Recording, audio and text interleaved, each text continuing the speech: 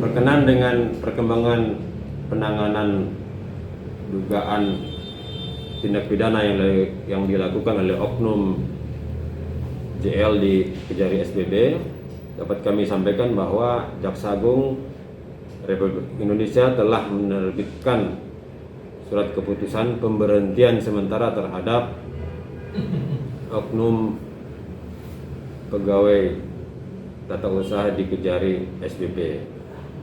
Selanjutnya akan kita tunggu hasil putusan dari pengadilan negeri yang menangani perkara tersebut. Apabila terbukti dan sudah berkekuatan hukum, maka oknum pegawai yang bersangkutan segera akan dilakukan pemecatan.